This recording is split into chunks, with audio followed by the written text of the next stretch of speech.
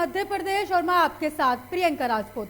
Bulletin की शुरुआत करेंगे इस वक्त की अहम खबर के साथ और सबसे पहले बात करेंगे अनूपपुर की। अनूपपुर जिले के पुष्पराजगढ़ में चल रहे नाली निर्माण कार्य की खबर हमारे चैनल ने बड़े ही प्रमुखता के साथ दिखाई थी, जिस पर ठेकेदार के द्वारा जमकर भ्रष्टाचार किया जा रहा था। मामले को तत्काल संज्ञान में लेते हुए संबंधित विभाग के प्रभारी एसडीओ अमन डहेरिया ने जिस स्थान पर नाली निर्माण कार्य में लापरवाही बरती गई थी वह पर नाली को तुड़वाने की कार्यवाही की गई। उक्त स्थान पर दोबारा नाली का निर्माण कार्य कराया जा रहा है।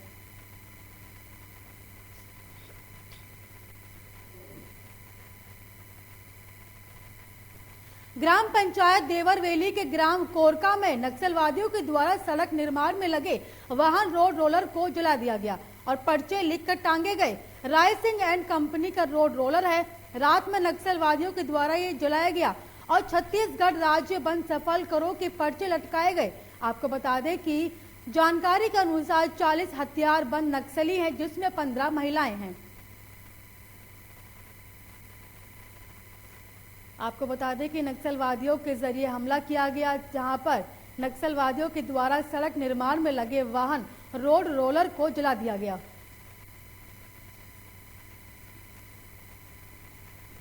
राजधानी भोपाल में कोरोना के नए वेरिएंट ओमिक्रॉन और तीसरी लहर की आहट और मास्क पर चालान की घोषणा के बाद अब शहर मास्क की बिक्री एक बार फिर से बढ़ती हुई नजर आ रही है। इसका अंदाजा इसी से लगाया जा सकता है कि राजधानी में पिछले 7 दिन में 2.5 लाख लोगों ने मास्क खरीदे, जबकि इसके पहले दूसरी लहर के दौरान 3 महीने में 27 लाख मास्क खरीदे गए थे, लेकिन जुलाई से नवंबर के बीच इनकी बिक्री गिरकर 6 लाख पर आ गई थी।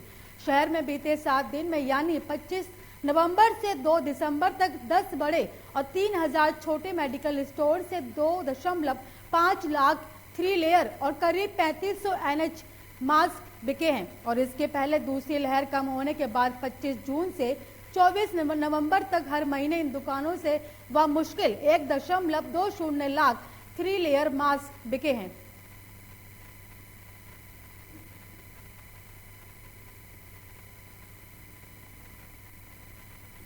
होशंगाबाद जिले के सिवनी मालवा तहसील के धर्मकुंडी रेलवे फाटक पर ट्रक पलटने की घटना मॉक ड्रिल की गई।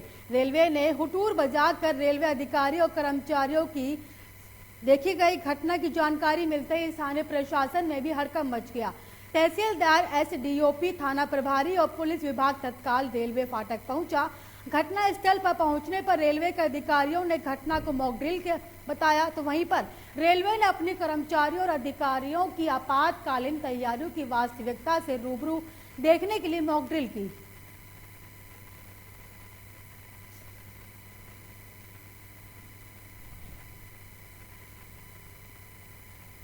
जबलपुर में कोरोना वैक्सीन के लिए टीकाकरण अभियान के तहत टीकाकरण केंद्र में पहुंचने वाले लोगों को परेशानी का सामना करना पड़ रहा है, जहां कुछ लोगों को पहली डोज लगने के बाद सर्टिफिकेट दूसरी डोज का भी जारी कर दिया गया, जिससे टीकाकरण केंद्र में पहुंचकर लोग परेशान होते दिखाई दे रहे हैं। ऐसा ही एक मामला परसवाड़ा प्राथमिक स्वास्थ्य केंद्र में देखने को मिला, जहां एक महिला अपनी वैक्सीन की दूसरी डोज लगवाने पहुंची, लेकिन उसे बड़ी मुश्किल से दूसरी डोज लगाई गई, क्योंकि पहली डोज बाद ही महिला को कुछ दिन बाद दूसरी डोज की वैक्सीन लगने का सर्टिफिकेट जारी कर दिया गया, जबकि महिला ने दूसरी डोज की वैक्सीन नहीं लगवाई थी।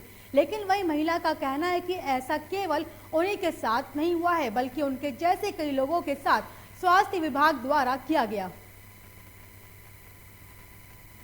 आपका नाम? सुयोगिता सक्सेना। सर, मैं प्रदेश अध्यक्ष हूँ राष्ट्रीय विकास संगठन मध्य प्रदेश की। मुझे 25 अगस्त को सर मैंने पहला डोज लिया था अपना कोविड का वैक्सीन का, बट उसके बाद मेरे को जो दूसरा डोज लेना था वो था 25 नवंबर के दिन का। मैं उस समय आ नहीं पाई, मैं शहर के बाहर थी, परंतु मुझे वैक्सीनेशन नहीं लगने के बावजूद भी मुझे सर्टिफिकेट इशू हो गया है। आज मैं अभी सेंटर पे आई हुई हूँ वैक्सीनेशन लगवाने अपना सेकेंड डोज का, और मुझे नहीं लगता है कि ये सिर्फ मेरे साथ हुआ है, और भी हो सकता है लोग हों जिन्होंने अभी तक आवाज़ नहीं उठाई है, जिनको उठानी चाहिए कि उन लोगों को सेकेंड डोज नहीं लगा और उनके सर्टिफिकेट्स इशू हो गए हैं। जबलपुर आबकारी विभाग ने ग्रामीण इलाकों में अवैध रूप से बनाई जा रही कच्ची शराब के 2 ठिकानों पर दबिश देते हुए बड़ी मात्रा में लाहन को नष्ट किया है। प्राप्त जानकारी के अनुसार आबकारी विभाग को विश्वसनीय मुखबिर से जानकारी मिली थी कि जिले से सटे ग्रामीण अंचल के सिलुआ घाट और छतरपुर क्षेत्र में अवैध रूप से कच्ची शराब बनाने का काम किया जा रहा है। सूचना पर त्वरित कार्रवाई करते हुए कंट्रोल रूम प्रभारी जीएल मरावी ने एक दल गठित किया और तत्काल मौके वारदात पर दबिश देते हुए भारी मात्रा में कच्ची शराब और लाहन का विनिष्टीकरण किया गया। कार्रवाई के दौरान सिलुआ घाट में नर्मदा नदी के किनारे भारी मात्रा में अवैध कच्ची शराब के निर्माण का कार्य संचालित हो रहा था, जहां झाड़ियों में छुपा कर रखी गई 7 से 8 ड्रम महुआ लाहन को बरामद किया गया।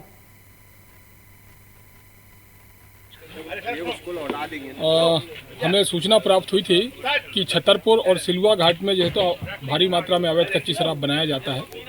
इसी सूचना पर आज सुबह सुबह दल गठित करके और दबिश दी गई। सबसे पहले जो है तो सिलुआ के मेला घाट पे दबिश दी गई, जहां पर झाड़ियों में और नर्मदा के किनारे 7-8 ड्रम महुआ के लाहन बरामद किया गया है, जिसे सैंपल लेकर के मौके पर नष्ट किया गया। इसके बाद छतरपुर में दबिश दी गई, वहां पर भी नर्मदा के तट पर 8 से 10 ड्रम जो है तो बरामद किए गए हैं। ये शोभा लोधी का शव निरीक्षण किया गया है और पीएम के लिए भिजवा दी गई है बॉडी। गले में इनकम्प्लीट लिगेचर मार्क जैसे निशान दिख रहे हैं और पीएम के बाद ही क्लियर हो पाएगा कि कॉज ऑफ डेथ क्या है। बीजेपी के प्रशिक्षण वर्ग के पहले जबलपुर महानगर की जिला कार्य समिति बैठक का आयोजन किया गया, जिसमें जिला कार्य समिति की बैठक की प्रस्तावना को रखते हुए नगर अध्यक्ष जीएस ठाकुर ने कहा कि हमारे संगठन की परंपरा है कि राष्ट्रीय कार्य समिति के बाद प्रदेश कार्य समिति और फिर जिला कार्य समिति की बैठक और इसके बाद मंडलों की कार्य समिति बैठक का आयोजन किया जाता है। इसी क्रम में जिला कार्य समिति की बैठक आज प्रशिक्षण वर्ग के साथ आयोजित की गई, जिसमें नगर अध्यक्ष जीएस ठाकुर ने कार्य समिति की बैठक को संबोधित करते हुए कहा कि समय काल के साथ ही अनेकों परिवर्तन होते रहते हैं, जिनमें वैश्विक, राजनीतिक, सामाजिक आपदा, घटना, दुर्घटना होती है। उस पर हमारा राष्ट्रीय और प्रदेश नेतृत्व चिंतन करता है और उस पर चर्चा होती है, प्रस्ताव बनाया जाता है, जिसमें समर्थन के साथ साथ सुधार किए जाते हैं। फिर प्रस्ताव को कार्य समिति की बैठक में पारित किया जाता है। हो गया जी भाई साहब, फिर से भाजपा 3 नंबर चिंतन शिविर आयोजन किया है, क्या कुछ मुद्दे होंगे जो चर्चा किए जाएंगे? एक्चुअली भारतीय जनता पार्टी का प्रशिक्षण वर्ग है। भाजपा विचारधारा पर चलने वाला राजनीतिक दल है, राष्ट्रवादी राजनीतिक दल है, जिसपे प्रशिक्षण की सतत प्रक्रिया विभिन्न स्तरों पर चलती रहती है। मंडल स्तर पर, वार्ड स्तर पर, जिला स्तर पर, प्रदेश स्तर पर और राष्ट्रीय स्तर पर जिलाध्यक्षों का, विधायकों का, ऐसे विभिन्न वर्गों के विभिन्न लोगों का प्रशिक्षण वर्ग विचारधारा को लेकर चलता रहता है। जबलपुर के तिलवारा में एक महिला ने संदिग्ध परिस्थितियों में आत्महत्या कर ली। मामले की सूचना महिला के 13 वर्षीय पुत्र ने अपनी मौसी को दी, जिसके बाद महिला के परिजन उसके घर पहुंचे और जहां महिला मृत अवस्था में पलंग पर पड़ी हुई थी। वही मामले की सूचना महिला के परिजनों ने तिलवारा थाना पुलिस को दी और जिसके बाद तिलवारा थाना पुलिस मौके पर पहुंची और महिला के शव को पोस्टमार्टम के लिए मेडिकल कॉलेज भेज दिया गया, जहां पर एफएसएल टीम द्वारा महिला के शव का परीक्षण किया गया। वहीं एफएसएल टीम के अधिकारी का कहना है कि महिला के शरीर में कुछ चोट के निशान भी देखे गए। बाकी पोस्टमार्टम रिपोर्ट आने के बाद मौत का कारण पता चल पाएगा। ये शोभा लोधी का शव निरीक्षण किया गया है और पीएम के लिए भिजवा दी गई है बॉडी। गले में इनकम्प्लीट लिगेचर मार्क जैसे निशान दिख रहे हैं और पीएम के बाद ही क्लियर हो पाएगा कि कॉज ऑफ डेथ क्या है। जबलपुर थाना प्रभारी प्रफुल्ल श्रीवास्तव ने बताया कि भानु उर्फ विवेक जैन अपनी पत्नी को बहन बनाकर शादी का रिश्ता तय करता था और बातचीत के दौरान रुपए लेकर धोखाधड़ी कर दोनों भाग जाते थे। वहीं आरोपी सुमन जैन भानु जैन की सरगर्मी से तलाश की जा रही है। सुमन जैन पति भानु उर्फ विवेक जैन और भानु उर्फ विवेक जैन निवासी नारायण नगर गौतम मड़िया थाना संजीवनी नगर के घटना दिनांक से फरार थे, जिनके पकड़े जाने पर पुलिस अधीक्षक जबलपुर सिद्धार्थ बहुगुणा के द्वारा दोनों की गिरफ्तारी पर 5-5 हजार रुपए के नगद पुरस्कार की घोषणा की गई थी। हमारे यहाँ एक लुटेरी दुल्हन वाला केस हुआ था, अपराध क्रमांक 524-21, जिसमें जो एक आरोपी था भानु उर्फ विवेक जैन और उसकी पत्नी सारिका जैन हमने इनको गिरफ्तार किया है। इनके ऊपर 5-5 हज़ार रुपये का इंडिविजुअल इनाम था। ये काफ़ी दिनों से फ़रार थे, हमने इनको गिरफ्तार किया है। ये दोनों पति पत्नी हैं रिश्ते में, लेकिन ये किसी को धोखाधड़ी करने में भाई बहन का वो करते थे। और ये विवेक और भानु अपनी पत्नी को बहन बताता था और इसकी शादी करना है, और जिन नवयुवकों की शादी नहीं होती थी उनको चीटिंग करके, उनको पैसे का लालच देकर उनसे शादी करने का चीटिंग करता था, जिसमें हमने आज इनको। मध्य प्रदेश 2 दिवसीय दौरे पर केंद्रीय मंत्री ज्योतिरादित्य सिंधिया भोपाल कुछ क्षण के लिए आए। सिंधिया ने कहा कि राष्ट्र की मुख्यधारा राष्ट्रवाद के मुद्दे पर चलने के लिए उनका विशेष स्वागत है। सिंधिया ने आगे कहा कि आदिवासी के विकास के लिए हमारे प्रधानमंत्री स्वयं, मुख्यमंत्री स्वयं और हम सब अपने अपने क्षेत्र में पूर्ण रूप से संतुलित हैं। सिंधिया ने मीडिया से चर्चा करते हुए कहा कि आदिवासी क्षेत्र के ही नहीं, प्रदेश के ही नहीं बल्कि देश के गौरव हैं। मेरा तो संपूर्ण क्षेत्र का दौरा है और कोई नई बात नहीं। दिग्विजय सिंह के कई जो समर्थक थे पहले वे शामिल होंगे भारतीय जनता पार्टी में। मैंने तो सदैव कहा है कि जो राष्ट्र की मुख्यधारा और राष्ट्रवाद के रास्ते पे चलने के लिए उत्सुक हैं, उनका सदैव स्वागत है। मध्य प्रदेश की जो गरीबी एकांक में आंकड़ा आया है, मध्य प्रदेश में आदिवासी बहुल इलाके सबसे ज्यादा गरीब पाए गए हैं। आदिवासी हमारे क्षेत्र के नहीं, हमारे प्रदेश के नहीं, लेकिन हमारे देश की गौरव है। और आदिवासी समाज की प्रगति और विकास के लिए प्रधानमंत्री जी स्वयं, मुख्यमंत्री जी स्वयं और हम सब अपने अपने क्षेत्र में पूर्ण रूप से संकल्पित है। नैनपुर विकासखंड के ग्राम गोची में 48 वर्षीय व्यक्ति महासिंह टेकाम अपने ही घर में मृत अवस्था में पाया गया, जिसकी जानकारी ग्राम कोटवार के माध्यम से नैनपुर पुलिस थाना में पदस्थ थाना प्रभारी जनक सिंह रावत को दी गई, जिसके पश्चात थाना प्रभारी पुलिस दल के साथ ग्राम गोंझी पहुंचे और मामले की जांच शुरू कर दी। वहीं मिली जानकारी के अनुसार महासिंह टेकाम शराब का सेवन करता था और बीती रात अपने साथियों के साथ जमकर दारू पी थी, जिसके पश्चात उसके साथ ही ने उसके घर तक लाकर छोड़ दिया था। लेकिन सुबह जब देखा गया तो महासिंह मृत अवस्था में पाया गया। फिलहाल मौत का कारण अज्ञात है। वहीं नैनपुर पुलिस ने मर्ग कायम का शव को पोस्टमार्टम, आपको बता दें कि पुलिस ने शव को पोस्टमार्टम के लिए भेज दिया है। मैं राजकुमार दास, ग्राम कोटवार गोंझी, पिता नरसिंह दास, ग्राम गोंझी का कोटवार हूँ। ग्राम गोंझी पंडा टोला के अंतर्गत महासिंह पिता इमरत टेकाम की मृत्यु की जानकारी लगभग 5 बजे मिली कि इसका मर्डर हो गया है। किसी अज्ञात व्यक्ति ने घसीट के लाकर पर्ची में बाहर रहता है उसमें डाल दिया गया है। ग्राम चौकीदार ने सूचना दिया था कि ग्राम गोंझी में महासिंह टेकाम पिता इमरत टेकाम अपने घर में मृत अवस्था में पड़ा हुआ है, और जिस पर हम लोग मौके पे गए थे और 100 पंचायतनामा कार्रवाई की और मर्ग कायम कर 100 को पोस्टमार्टम के लिए पहुंचाया है। और हम मर्ग जांच कर रहे हैं, जो भी तथ्य सामने आएंगे उस हिसाब से वैधानिक कार्रवाई की जाएगी। नहीं, अभी प्रथम दृष्टया तो कोई शरीर पर ऐसी कोई चोट नहीं है और हमने मर्ग कायम किया है। आसपास वालों से पूछताछ करके जो भी तथ्य आएंगे वैधानिक कार्रवाई करेंगे। रायसेन जिले के बेगमगंज में कोरोना की तीसरी लहर की आशंका को लेकर नगर सिविल अस्पताल का स्वास्थ्य विभाग पूरी तरह से अलर्ट मोड पर नजर आ रहा है। उसी क्रम में नगर में बनकर तैयार हुआ ऑक्सीजन प्लांट, जिससे मरीजों को ऑक्सीजन की कमी ना हो, जन सहयोग से तैयार हुआ है। 10 पलंग का आईसीयू वार्ड, जहां 24 घंटे पूरी तरीके से ऑक्सीजन उपलब्ध रहेगी। वहीं वैक्सीनेशन को लेकर नगर और ग्रामों में टीम बनाकर वैक्सीनेशन लगातार किया जा रहा है। वहीं इस मामले में बीएमओ विजय लक्ष्मी नागवंशी का कहना है कि हमारा विभाग और हमारे सभी स्वास्थ्य कर्मी पूरी तरह से अलर्ट हैं। वार्ड में और अपना आईसीयू वार्ड भी तैयार। और क्या व्यवस्थाएं? और व्यवस्थाएं अभी दवाइयों की डिमांड है अपनी, बाकी अपन का स्टाफ ट्रेन है इस सब चीज़ों के लिए। वैक्सीनेशन लेकर क्या खाएंगे आप? वैक्सीनेशन के लिए अपन ने अपने पूरे सत्र लग रहे हैं और मैक्सिमम अपन लोगों को हो भी चुका है, और जो बचे हुए हैं उनको भी अपन ड्यू लिस्ट बना के तैयार करके सबको वैक्सीनेट कर रहे हैं। शाहजहाँपुर में रैली निकालकर हरे राम हरे कृष्णा की धुन पर संत समाज प्रचार में भ्रमण करेगा। आपको बता दें कि 5 तारीखों को संत रामानंद विशाल भंडारा भी होगा और महामंडलेश्वर रामगिरी महाराज डंडावाले के नेतृत्व में संत सम्मेलन होगा। संत सम्मेलन में मध्य प्रदेश के सभी जिलों के संत उपस्थित होंगे।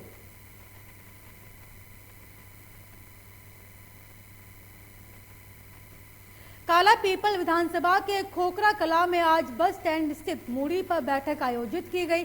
आने वाली 8 को विशाल किसान जन जागरण यात्रा खरगदौन कला से खोखरा कला तक पदयात्रा निकाली जावेगी। खोखरा कला में विशाल जनसभा आयोजित होगी, जिससे मध्य प्रदेश कांग्रेस कमेटी के प्रदेश प्रभारी सीपी मित्तल मुख्य अतिथि होंगे। आपको बता दें कि सभी वक्ताओं ने बैठक को संबोधित किया, जिसमें सभी कांग्रेस अधिकारी और कार्यकर्ता उपस्थित रहे। कार्यक्रम का संचालन डॉक्टर इसरार खान ने किया। कार्यक्रम के अंत में आभार कमल सिंह राजपूत ने माना है। आज हमने जन जागरण यात्रा जो हम 8 तारीख को निकाल रहे हैं खरदौन से खोखरा, उसके पदयात्रा रहेगी वो, और उसमें हमारे राष्ट्र सचिव सीपी मित्तल जी पधार रहे हैं, माननीय हमारे पूर्व मंत्री जीतू पटवारी जी, हमारे प्रभारी महेंद्र सिंह चौहान साहब और युवक कांग्रेस के अध्यक्ष विक्रांत भूरिया जी और हमारे विधायक जी साथ रहेंगे, सभी और जिले के सभी वरिष्ठ नेता रहेंगे। और ये महंगाई, गरीबी और जो बेरोजगारी, इसके खिलाफ है ये, और जो किसानों के अभी मुद्दे थे MSP का, ये भी इसमें शामिल है। शिवपुरी के पिछौर ब्लॉक में किसानों में खाद के लिए एक बार फिर रोज यूरिया खाद को लेकर किसानों ने चक्का जाम किया। प्रशासन की नाक के नीचे यूरिया की कालाबाजारी, कुछ प्रशासनिक कर्मचारी व्यापारियों से मोटी रकम लेकर खाद को करवा रहे हैं। ब्लैक व्यापारी मोटी रकम हड़पने के चक्कर में खाद को ब्लैक में बेच रहे हैं। इसी बात से किसानों में जमकर नाराजगी दिखाई दी और किसानों ने एकजुट होकर पिछौर चंदेरी राजमार्ग पर जाम लगाया।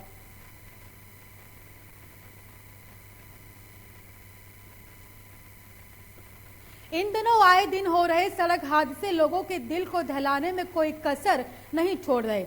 ऐसा एक दिल दिलाने वाला सड़क हादसा टीकमगढ़ झांसी मार्ग पर अनंतपुरा के आगे ओरछा गेट के पास देर रात हो गया। इसमें आपको बता दें कि जिसमें 2 लोगों की मौके पर मृत्यु हो गई और कार चालक घायल हो गया। तीनों युवक स्कॉर्पियो कार से टीकमगढ़ तरफ आ रहे थे, तभी रोड किनारे रखे ट्रक पीछे से जा टकराई, जिससे स्कॉर्पियो कार के परखच्चे उड़ गए और सामने से आ रही बोलेरो कार भी अनियंत्रित होकर डिवाइडर से टकरा गई। इसमें सवार सभी लोग सुरक्षित बताए जा रहे हैं और स्कॉर्पियो में बैठे 2 युवकों की मौत हो गई और चालक गोलू यादव गंभीर रूप से घायल हो गया।